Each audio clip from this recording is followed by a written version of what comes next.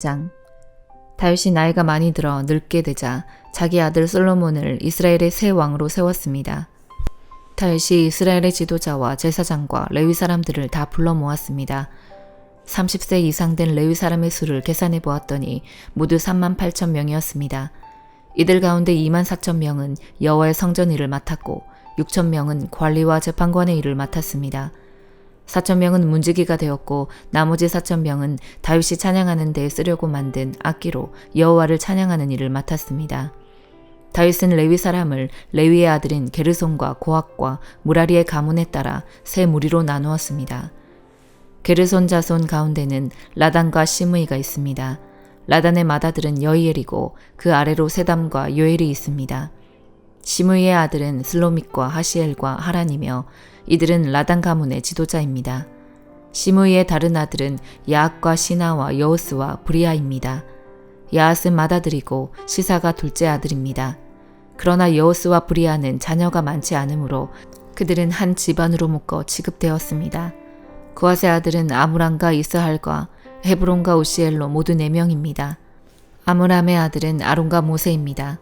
아론은 그의 자손과 함께 영원히 구별되었습니다. 그들은 여호와를 섬기는 데 필요한 거룩한 물건인 성물들을 준비하고 여호와 앞에 제물을 바치고 제사장으로서 여호와를 섬기며 영원히 그의 이름으로 복을 빌어주는 일을 위해 뽑혔습니다. 하나님의 사람 모세의 아들들은 레위 지파에만 속했습니다. 모세의 아들은 게르솜과 엘리에셀입니다. 게르솜의 맏아들은 스부엘입니다. 엘리에셀의 맏아들은 르하비아입니다. 엘리에셀은 다른 아들이 없었으나 르하비아는 아들이 많았습니다. 이스라엘의 맏아들은 슬로밋이고 헤브론의 맏아들은 여리야입니다. 둘째 아들은 아마리아이고 셋째 아들은 야하시엘이고 넷째 아들은 여감무함입니다. 우시엘의 맏아들은 미가이고 둘째 아들은 이시야입니다. 무라리의 아들은 마을리와 무시이며 마을리의 아들은 엘르아살과 기스입니다. 엘르아살은 아들 없이 딸들만 두고 죽었습니다. 엘르아살의 딸들은 사촌인 기스의 아들들과 결혼했습니다. 무시의 아들은 마을리와 에델과 여렛못으로 모두 3명입니다. 이들이 가문별로 적은 레위의 자손이며 각 가문의 지도자입니다. 20세 이상의 사람은 모두 이름이 올라 있습니다. 그들은 여호와의 성전에서 섬기는 일을 했습니다. 다윗이 말했습니다. 이스라엘 하나님 여호와께서는 그의 백성을 편안하게 쉴 수 있도록 해주시며 영원히 예루살렘에 계실 것이다. 그러므로 이제는 레위 사람이 주님의 장막인 성막을 옮길 필요가 없고 여호와를 섬기는 데에 필요한 물건들도 옮길 필요가 없다. 다윗의 마지막 지시는 레위 사람의 수를 세라는 것이었습니다. 그래서 20세 이상 된 사람의 수를 다 세웠습니다. 레위 사람은 아론의 자손을 돕는 일을 맡았습니다. 그들은 여호와의 성전에서 섬기는 일을 도왔습니다. 성전들과 방을 관리하고 모든 거룩한 것을 깨끗이 하고 그 밖에 하나님의 성전에서 섬기는 모든 일을 맡아 했습니다. 상회에 쌓아두는 빵인 진설병과 곡식제물로 쓸 고운 가루와 누룩을 넣지 않고 만든 빵인 무교전병을 관리하는 일이 그들의 몫이었습니다. 그 밖에 굽고 반죽하고 온갖 물건의 부피나 크기를 재는 일도 맡아 했습니다.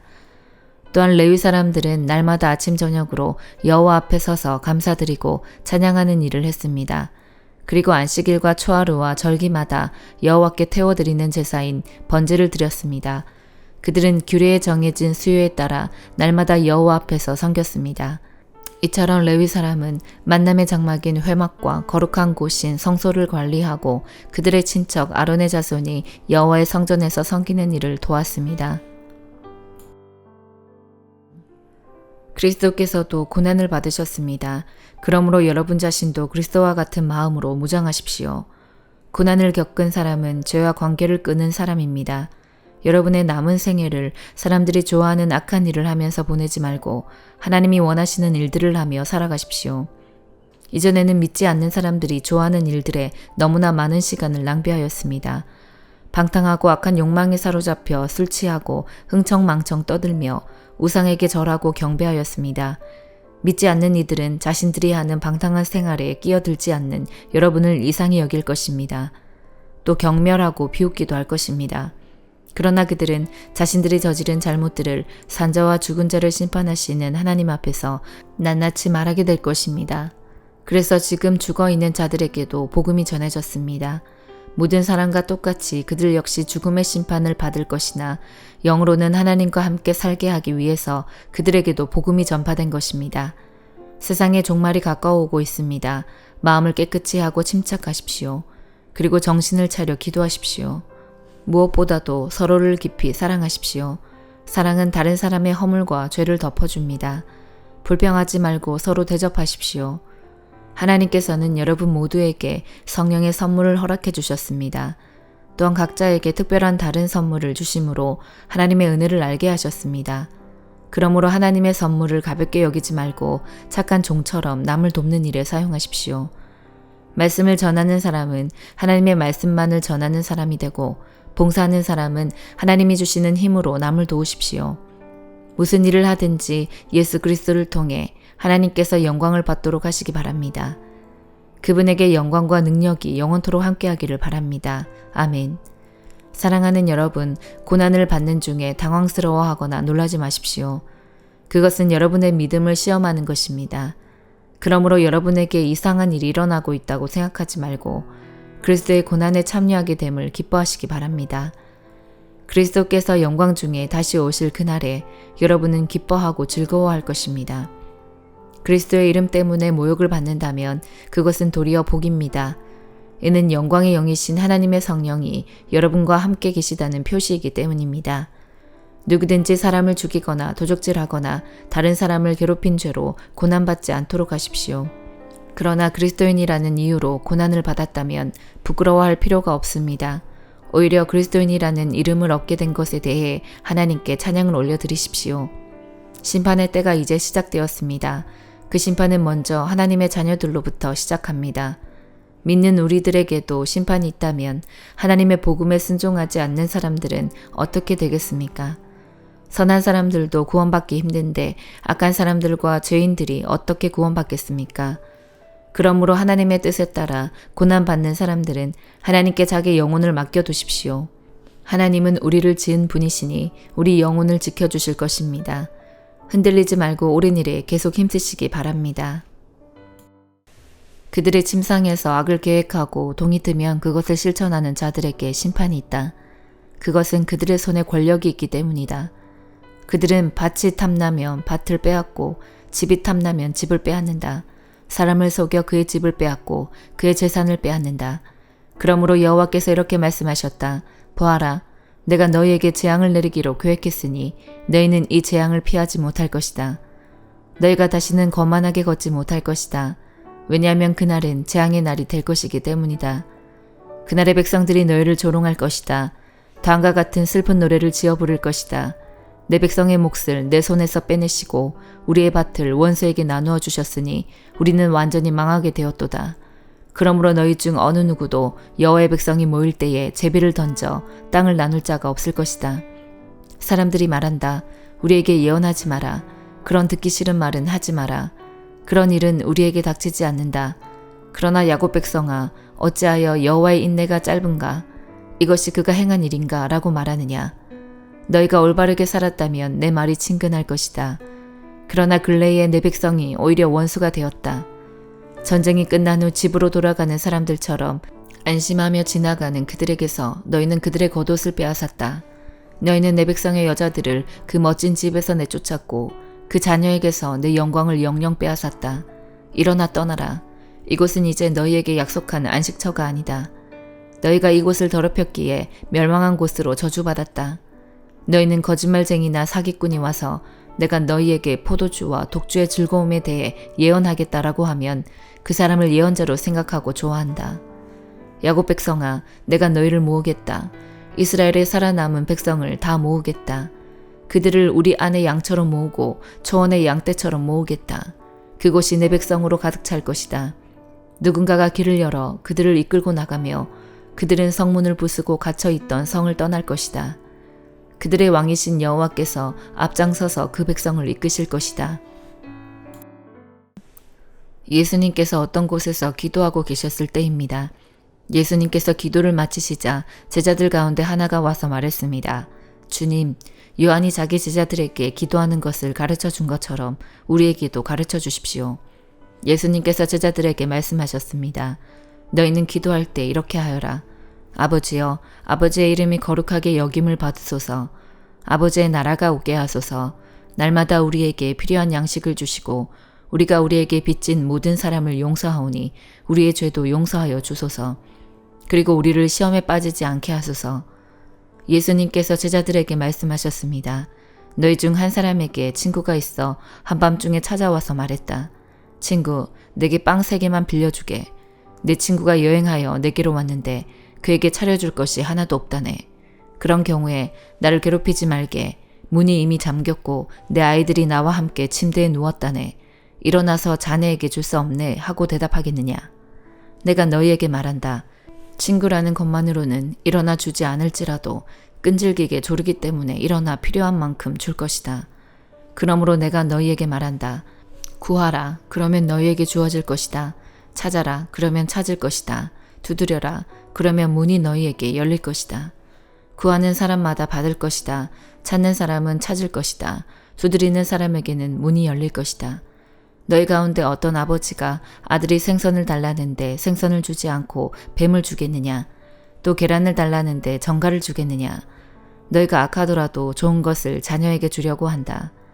하물며 하늘에 계신 아버지께서 간구하는 자에게 성령을 주시지 않겠느냐? 예수님께서 말 못하게 하는 마귀를 쫓아내셨습니다. 마귀가 나가자 말 못하던 사람이 곧 말을 하였습니다. 많은 사람들이 매우 놀랐습니다. 그 중에 어떤 사람들이 말했습니다.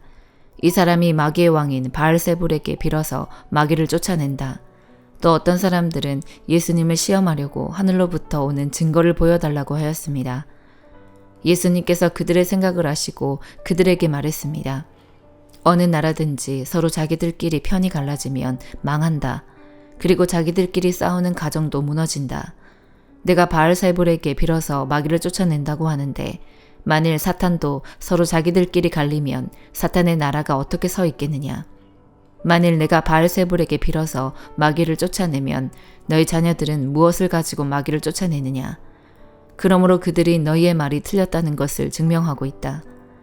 만일 내가 하나님의 손가락의 능력으로 마귀를 쫓아낸다면 하나님 나라가 너희에게 와 있는 것이다. 힘센 사람이 온갖 무장을 하고 자기의 집을 지킬 때 그 재산은 안전할 것이다.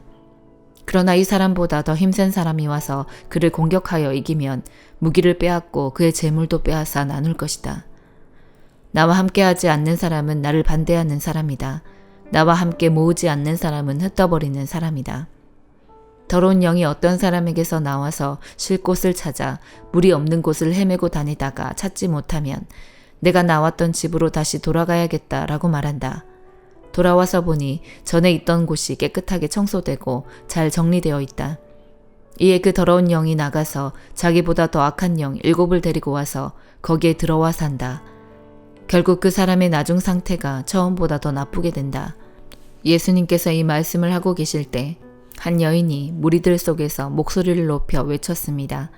당신을 낳아서 기른 당신의 어머니는 참 복이 있습니다. 예수님께서는 오히려 하나님의 말씀을 듣고 지키는 사람이 복이 있는 사람이다 라고 말씀하셨습니다. 사람들이 더 모여들 때 예수님께서 말씀하셨습니다. 이 세대는 악한 세대이다. 이 세대가 증거를 달라고 하지만 요나의 증거 외에는 아무 증거도 받지 못할 것이다.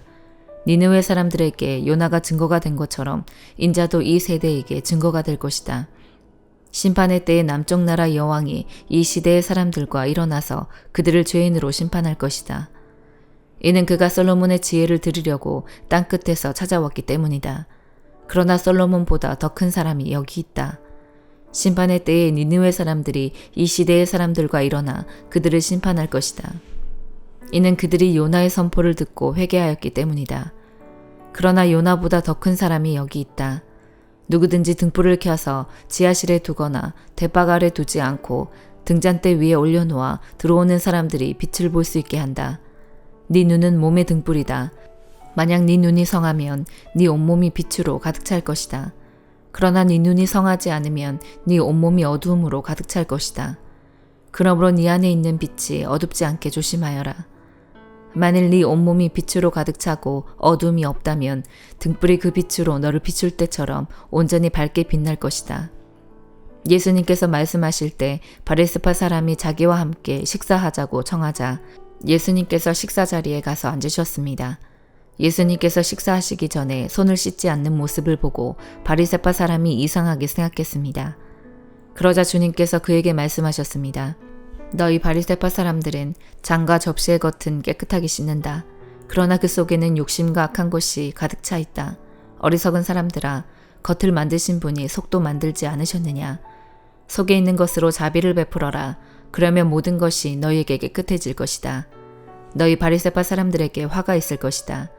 너희는 박하와 운향과 온갖 채소의 11조를 드린다. 그러나 하나님의 정의와 사랑은 무시한다. 어느 한 가지만 하지 말고 이 모두를 함께 해야 한다. 너희 바리새파 사람들에게 화가 있을 것이다. 너희는 회당의 앞자리를 좋아하고 시장터에서 인사받기를 좋아한다. 너희에게 화가 있을 것이다. 너희는 숨겨진 무덤과 같다. 사람들은 무엇인지도 모르고 그 위를 걸어 다닌다. 율법학자 중 한 사람이 예수님께 말했습니다. 선생님, 이런 말씀을 하시는 것은 우리를 모독하는 것입니다. 예수님께서 말씀하셨습니다. 너희 율법학자들에게 화가 있을 것이다. 너희는 견디기 힘든 짐을 사람들에게 지우고 있다. 그러면서 너희 자신들은 손가락 하나도 그 짐에 대려고 하지 않는다. 너희에게 화가 있을 것이다. 너희는 너희 조상들이 죽인 예언자들의 무덤을 만들고 있다. 결국 너희는 조상들이 행한 것에 대한 증인이 되고 거기에 동조한다. 그것은 너희 조상들은 죽였고 너희는 무덤을 만들기 때문이다. 그러므로 지혜로우신 하나님께서 말씀하셨다. 내가 예언자들과 사도들을 그들에게 보낼 것이다. 사람들이 그들의 일부는 죽이고 일부는 박해할 것이다. 세상이 만들어진 이후로 예언자들의 흘린 피에 대하여 이 세대에게 책임을 물을 것이다. 그렇다. 너희에게 말한다. 아벨의 피로부터 제단과 성소 사이에서 죽임을 당한 사가랴의 피에 이르기까지 이 세대에게 책임을 물을 것이다. 너희 율법학자들에게 화가 있을 것이다. 너희는 지식의 열쇠를 가로챘다. 그러면서 너희 자신들도 들어가려고 하지 않고 들어가려고 하는 다른 사람들도 막았다. 예수님께서 거기서 떠나실 때 율법학자들과 바리새파 사람들이 예수님에 대해 앙심을 품고 여러 가지 질문으로 몰아댔습니다. 그들은 예수님께서 말씀하시는 것에 트집을 잡으려고 애썼습니다. 아멘.